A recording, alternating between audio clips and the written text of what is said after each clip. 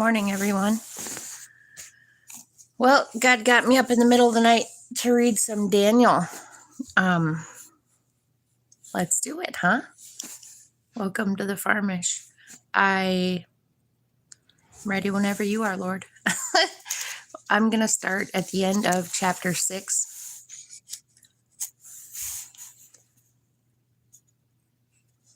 Verse 25. Then King Darius wrote to all the nations and people of every language in all the earth. For he is the living God. This is after Daniel came out of the lion's den. And he endures forever. His kingdom will not be destroyed. His dominion will never end. He rescues and he saves. He performs signs and wonders in the heaven and on the earth. He has rescued Daniel from the power of the lions. So Daniel prospered during the reign of Darius and the reign of Cyrus and Persian. Daniel's dream of the 4 beasts. It says in the beginning of chapter 7, and I intend to read the rest of Daniel.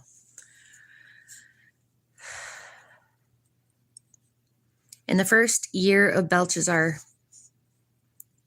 king of Babylon, Daniel had a dream, and visions passed through his mind, and as he was lying in bed, he wrote down the substance of his dream.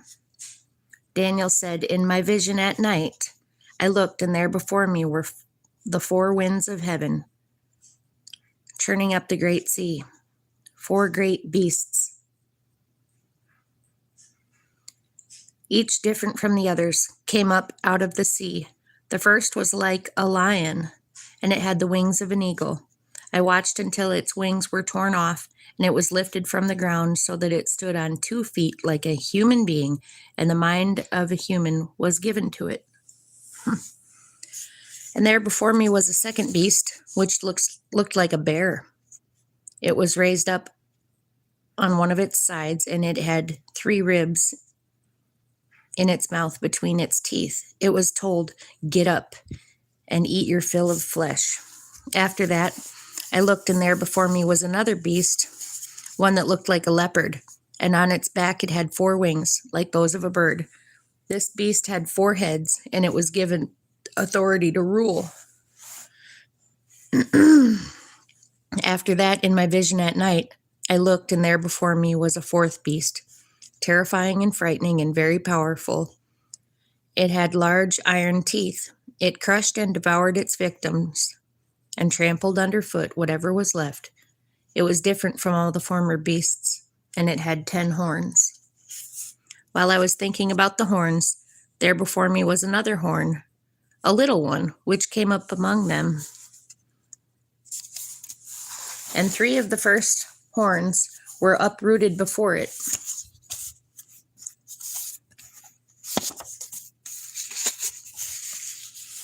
This horn had eyes like the eyes of a human being and had a mouth that spoke boastfully as I looked. Thrones were set in place, and the Ancient of Days took his seat. His clothing was white as snow. The hair of his head was white like wool. His throne was flaming with fire, and its wheels were all ablaze. A river of fire was flowing, coming out from before him. Thousands upon thousands attended him. 10,000 times 10,000 stood before him. The court was seated, and the books were opened. Then I continued to watch because of the boastful words of the horn was speaking. I kept looking until the beast was slain and its body destroyed and thrown into the blazing fire. The other beasts had been stripped of their authority, but were all allowed to live for a period of time. In my vision at night, I looked, and there before me was one like a son of man, coming with the clouds of heaven. He approached the Ancient of Days and was led into his presence. He was given authority, glory, and sovereign power. All nations and people of every language worshipped him. His dominion is an everlasting dominion that will not pass away, and his kingdom is one that will never be destroyed. The interpretation of the dream. I, Daniel, was troubled in spirit, and the visions that passed through my mind disturbed me. I approached one of those standing there and asked him the meaning of all this. So he told me and gave me the interpretation of these things. The 4 great beasts are 4 kings that will rise from the earth, but the holy people of the Most High will receive the kingdom and will possess it forever. Yes, forever and ever.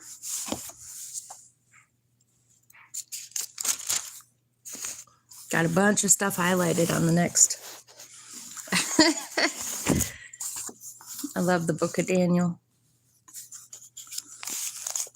Then I wanted to know the meaning of the 4th beast, which was different from all the others and most terrifying, with its iron teeth and bronze claws, the beast that crushed and devoured its victims and trampled underfoot whatever was left.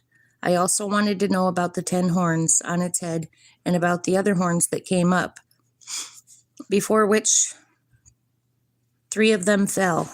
The horn that looked more imposing than the others, and that had eyes and a mouth that spoke boastfully. As I watched, this horn was waging war against the holy people and defeating them, until the Ancient of Days came and pronounced judgment in favor of the holy people of the Most High, and the time came when they possessed the kingdom. He gave me this explanation. The 4th beast is a 4th kingdom that will appear on earth. It will be different from all the other kingdoms and will devour the whole earth, trampling it down and crushing it. The 10 horns are the 10 kings who will come from this kingdom. After them, another king will arise, different from the earlier ones. He will subdue 3 kings. He will speak against the Most High and oppress his holy people and try to change the set times and the laws. The holy people will be delivered into his hands for a time. Times and a half of time. But the court will sit, and his power will be taken away and completely destroyed forever. Then the sovereignty, power, and greatness of all the kingdoms under heaven will be handed over to the holy people of the Most High. His kingdom will be an everlasting kingdom, and all rulers will worship and obey him. This is the end of the matter. I, Daniel, was deeply troubled by my thoughts, and my face turned pale, but I kept the matter to myself. Daniel's vision of a ram and a goat. In the 3rd year of King Belshazzar, I, Daniel, had a vision after the one that had already appeared to me. In my vision, I saw myself in the citadel of Susa in the province of Elam. In the vision, I was beside the Ulai Canal. I looked up, and there before me was a ram with 2 horns, standing beside the canal, and the horns were long. One of the horns was longer than the other, but grew up later. I watched the ram as it charged toward the west and the north and the south. No animal could stand against it, and none could rescue from its power. It did as it pleased and became great. As I was thinking about this, suddenly a goat with a prominent horn between its eyes came from the west, crossing the whole earth without touching the ground. It came toward the 2-horned ram I had seen standing beside the canal and charged it in great rage. I saw it attack the ram fiercely, striking the ram and shattering its 2 horns. The ram was powerless to stand against it. The goat knocked it to the ground and trampled on it, and none could rescue the ram from its power. The goat became very great, but at the height of its power, the large horn was broken off, and in its place, 4 prominent horns grew up toward the 4 winds of heaven. Out of one of them came another horn, which started small but grew in power to the south and to the east and toward the beautiful land. It grew until it reached the host of the heavens, and it threw some of the starry host down to the earth and trampled on them. It set itself up to be as great as the commander of the army of the Lord. It took away the daily sacrifice from the Lord, and his sanctuary was thrown down. Because of rebellion, the Lord's people and the daily sacrifice were given over to it. It prospered in everything it did, and truth was thrown to the ground. Then I heard a holy one speaking, and another holy one said to him, "How long will it take for the vision to be fulfilled? The vision concerning the daily sacrifice, the rebellion that causes desolation, the surrender of the sanctuary, and the trampling underfoot of the Lord's people." He said to me, "It will take 2,300 evenings and mornings. Then the sanctuary will be reconsecrated." The interpretation of the vision. While I, Daniel, was watching the vision and trying to understand it, there before me stood one who looked like a man, and I heard a man's voice from the Ulai calling, "Gabriel, tell this man the meaning of the vision." As he came near the place where I was standing, I was terrified and fell prostrate. "Son of man," he said to me, "understand that the vision concerns the time of the end." While he was speaking to me, I was in a deep sleep with my face to the ground. Then he touched me and raised me to my feet. I love the book of Daniel. Thank you, God. He said, "I am going to tell you what will happen later in the time of wrath, because this vision concerns the appointed time of the end. The two-horned ram that you saw represents the king of Media and Persia. The shaggy goat is the king of Greece, and the large horn between the eyes is the first king. The four horns that replaced the one that was broken off represent the four kingdoms that will emerge from his nation, but will not have the same power. In the latter part of their reign, when rebels have become completely wicked, a fierce-looking king, a master of intrigue, will arise. He will become very strong, but not by his own power. He will cause astounding devastation and will succeed in whatever he does. He will destroy those who are mighty, the holy people. He will cause deceit to prosper, and he will consider himself superior. While they feel secure, he will destroy many and take his stand against the Prince of Princes. Yet he will be destroyed, but not by human power. The vision of the evenings and mornings that has been given to you is true, but seal up the vision, for it concerns the distant future. I, Daniel, was worn out. I lay exhausted for several days. Then I got up and went about the king's business. I was appalled by the vision. It was beyond understanding. I know whenever I have a vision, I get really, really tired. Really peaceful and really tired. Chapter 9, Daniel's Prayer. In the first year of Darius, king of Xerxes, who was made ruler over the Babylonian kingdom, in the first year of his reign, I, Daniel, understood from scriptures, according to the word of the Lord given to Jeremiah, one prophet, Jeremiah the prophet, that the desolation of Jerusalem would last 70 years. So I turned to the Lord God and pleaded with him in prayer and petition, in fasting and in sackcloth and ashes. I prayed to the Lord, my God, and confessed, "Lord, the great and awesome God, who keeps his covenant of love with those who love him and keep his commandments. We have sinned and done wrong. We have been wicked and have rebelled. We have turned away from your commands and laws. We have not listened to your servants, the prophets who spoke in your name to our kings, our princes and our ancestors, and to all the people of the land. Lord, you are righteous. But this day we are covered with shame, the people of Judah and the inhabitants of Jerusalem, and all Israel, both near and far, in all the countries where you have scattered us because of our unfaithfulness to you. We and our kings, our princes, and our ancestors are covered with shame, Lord, because we have sinned against you. The Lord our God is merciful and forgiving, even though we have rebelled against him. We have not obeyed the Lord our God or kept the laws he gave us through his servants the prophets. All Israel has transgressed your law and turned away, refusing to obey you.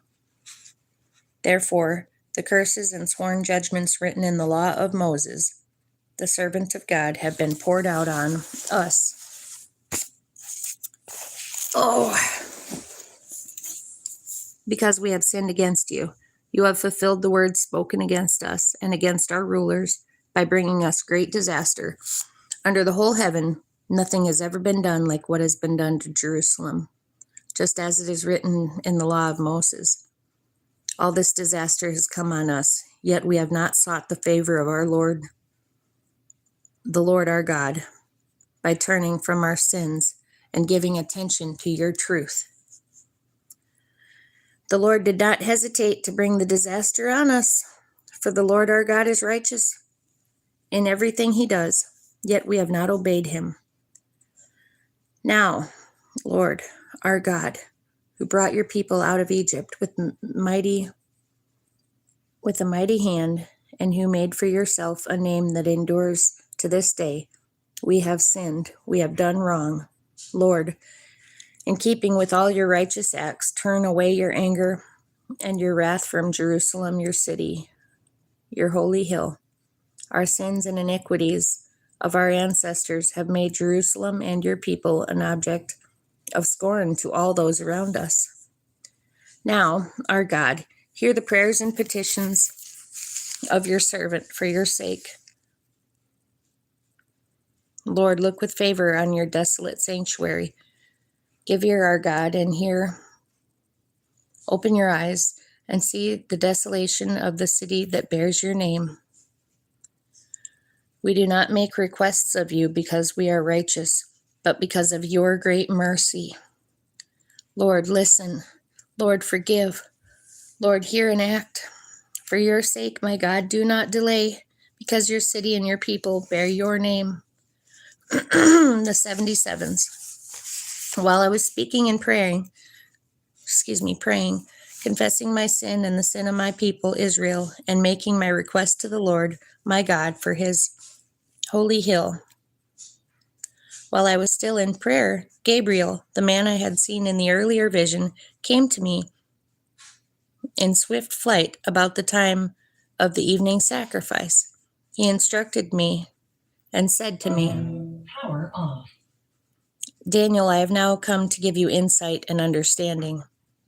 As soon as you began to pray, a word went out, which I have come to tell you, for you are highly esteemed. Therefore, consider the word and understand the vision."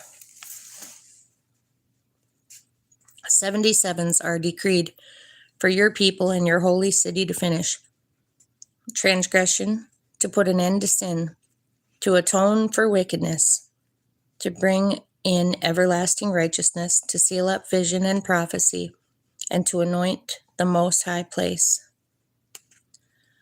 Know and understand this from the time the word goes out to restore and rebuild Jerusalem until the anointed one, the ruler, comes.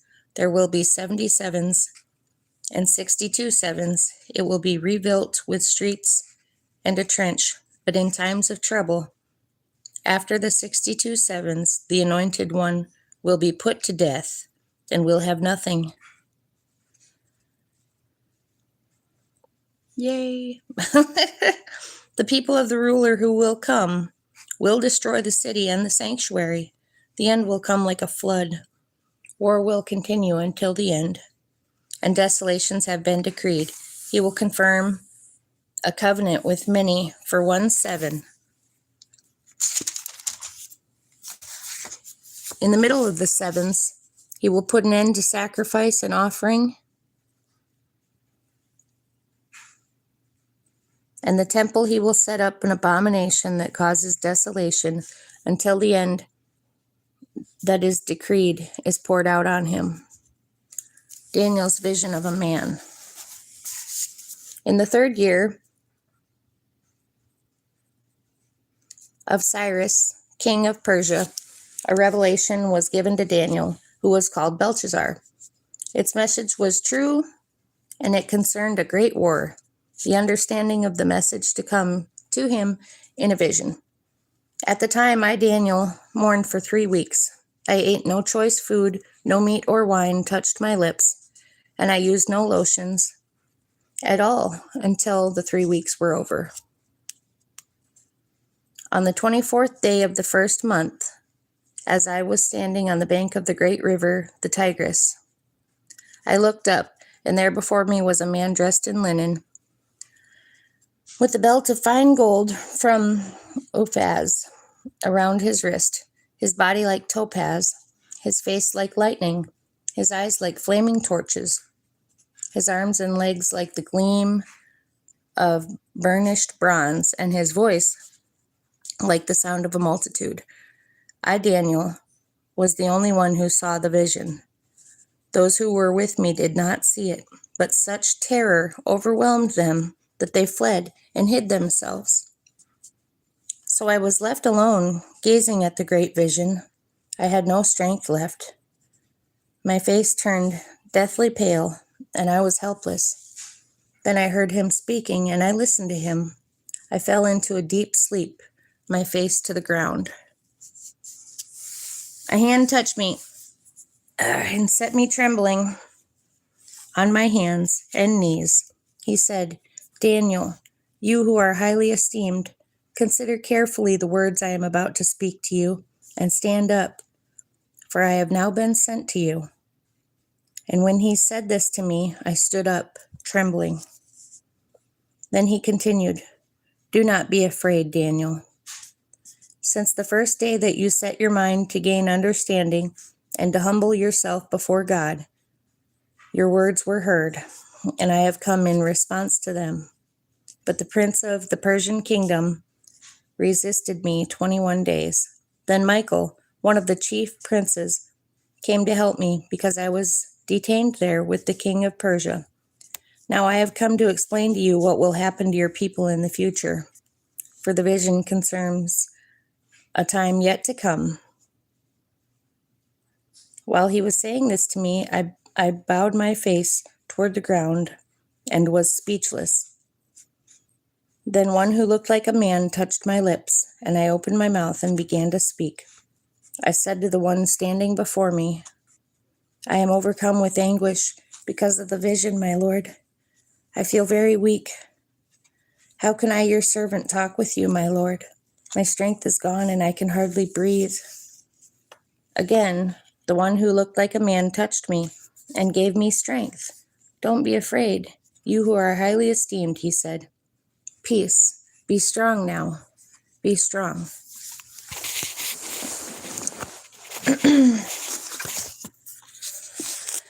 When he spoke to me, I was strengthened and said, Speak, my lord, since you have given me strength. So he said, Do you know why I have come to you? Soon I will return to fight against the prince of Persia. And when I go, the prince of Greece will come. But first I will tell you what is written in the book of truth. No one supports me against them, except Michael, your prince. And in the 1st year of Darius, the Mede, I took my stand to support and protect him, the kings of the south and the north. Now then, I tell you the truth. 3 more kings will arise in Persia, and then a 4th who will be far richer than all the others. When he has gained power by his wealth, he will stir up everyone against the kingdom of Greece. Then a mighty king will arise, who will rule with great power and do as he pleases. After he has arisen, his empire will be broken up and parceled out toward the 4 winds of heaven. It will not go to his descendants, nor will it have the power he exercised, because his empire will be uprooted, and given to others. The king of the south will become strong, but one of his commanders will become even stronger than he and will rule his own kingdom with great power. After some years, they will become allies. The daughter of the king of the south will go to the king of the north to make an alliance, but she will not retain her power. And he and his power will not last. In those days, she will be betrayed together with her royal escort and her father and the one who supported her. One from her family line will arise and take her place. He will attack the forces of the king of the north and enter his fortress. He will fight against them and be victorious. He will also seize their gods, their metal images, and their valuable articles of silver and gold, and carry them off to Egypt. For some years, he will leave the king of the north alone. Then the king of the north will invade the realm of the king of the south, but will retreat to his own country. His sons will prepare for war and assemble a great army, which will sweep on like an irresistible flood and carry the battle as far as his fortress. Then the king of the south will march out in a rage and fight against the king of the north, who will rise in a large army, but it will be defeated. When the army is carried off, the king of the south will be filled with pride and will slaughter many thousands. Yet he will not remain triumphant. For the king of the north will muster another army larger than the first, and after several years he will advance with a huge army fully equipped. In those times, many will rise against the king of the south. Those who are violent among your own people will rebel in fulfillment of the vision, but without success. Then the king of the north will come and build up siege ramps and will capture a fortified city. The forces of the south will be powerless to resist. Even their best troops will not have the strength to stand. The invader will do as he pleases. No one will be able to stand against him. He will establish himself in the beautiful land and will have the power to destroy it. He will determine to come with the might of his entire kingdom and will make an alliance with the king of the south. And he will give him a daughter in marriage in order to overthrow the kingdom. But his plans will not succeed or help him. Then he will turn his attention to the coastlands and will take many of them. But a commander will put an end to his insolence and will turn his insolence back on him. After this, he will turn back toward the fortress of his own country, but will stumble and fall, to be seen no more.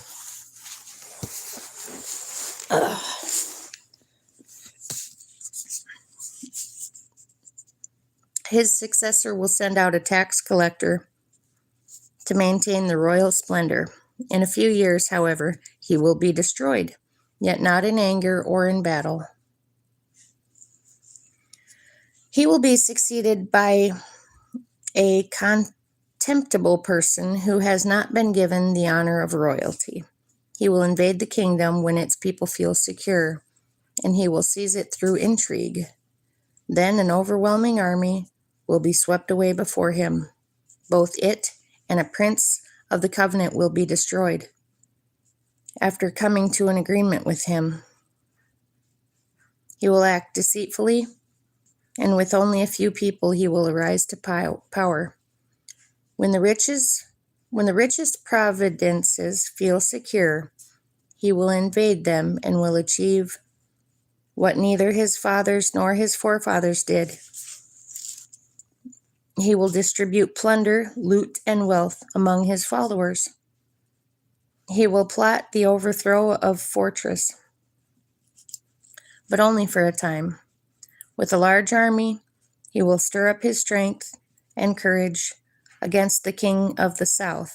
The king of the south will wage war with a large and very powerful army, but he will not be able to stand because of plots devised against him. Those who eat from the king's provisions will try to destroy him. His army will be swept away, and many will fall in battle. The two kings, with their hearts bent on evil, will sit at the same table and lie to each other, but not to avail, because an end will still come at the appointed time. The king of the north will return to his own country with great wealth, but his heart will be set against the holy covenant. He will take action against it and then return to his own country. At the appointed time, he will invade the south again, but this time the outcome will be different from what it was before. Ships of the western coastlands will oppose him, and he will lose heart. Then he will turn back and vent his fury against the holy covenant. He will return and show favor to those who forsake the holy covenant. His armed forces will rise up to desecrate the temple fortress and will abolish the daily sacrifice. Then they will set up the abomination that causes desolation. With flattery, he will corrupt those who have violated the covenant, but the people who know their God will firmly resist him. Those who are wise will instruct many, though for a time they will fall by the sword or be burned or captured or plundered. When they fall, they will receive a little help. Many who are not sincere will join them. Some of the wise will stumble, so that they may be refined, purified, and made spotless until the time of the end, for it will still come at the appointed time. The king who exalts himself. The king will do as he pleases. He will exalt and magnify himself above every god, and will say unheard of things against the God of gods. He will be successful until the time of wrath is completed. For what he has been determined must take place. He will show no regard for the gods of his ancestors or for the one desired by women, nor will he regard any god, but will exalt himself above them all. Instead of them, he will honor a god of fortress, a god unknown to his ancestors, and will honor with gold and silver, with precious stones and costly gifts. He will attack the mightiest fortress with the help of a foreign god, and will greatly honor those who acknowledge him. He will make them rulers over many people, and will distribute the land at a price. At the time of the end, the king of the south will engage him in battle, and the king of the north will storm out against him with chariots and cavalry and a great fleet of ships. He will invade many countries and sweep through them like a flood. He will also invade the beautiful land. Many countries will fall, but Edom, Moab, and the leaders of Ammon will be delivered from his land. He will extend his power over many countries. Egypt will not escape. He will gain control of the treasures of gold and silver and all the riches of Egypt, and with the Libyans and Cushites in submission. But reports from the east and the north will alarm him, and he will set out in a great rage and destroy and annihilate many. He will pitch his royal tents between the seas of the beautiful holy mountain. Yet he will come to his end, and no one will help him. The end times.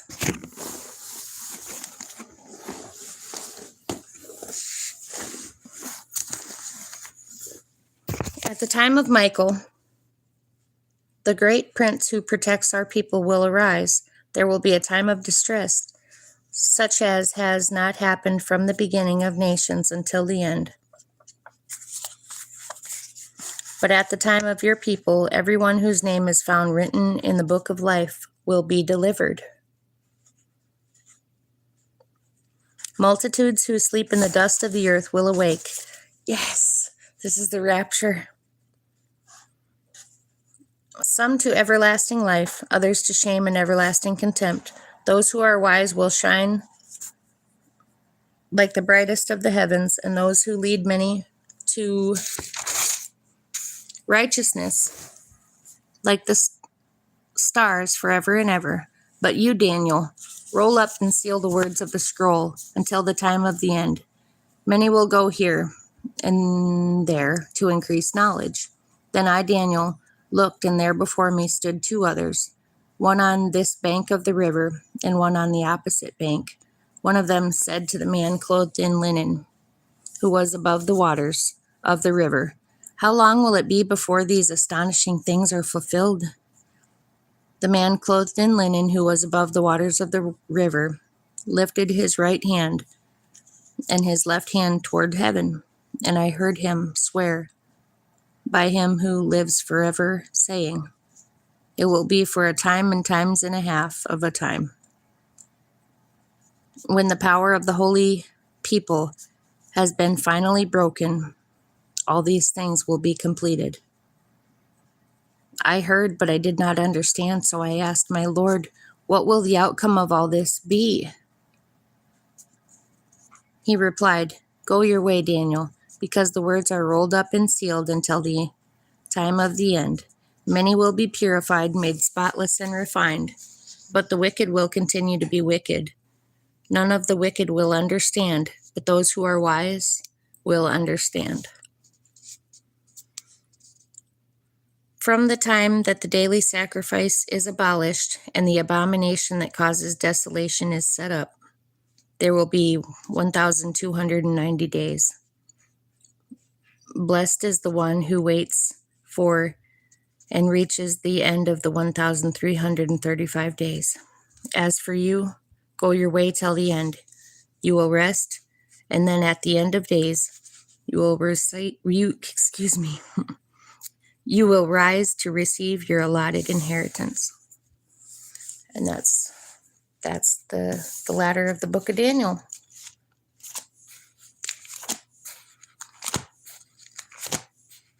I think we're going to start reading in Revelation next.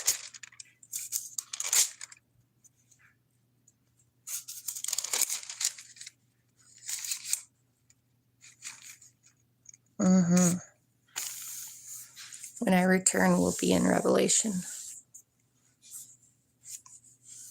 Thanks for stopping in, y'all.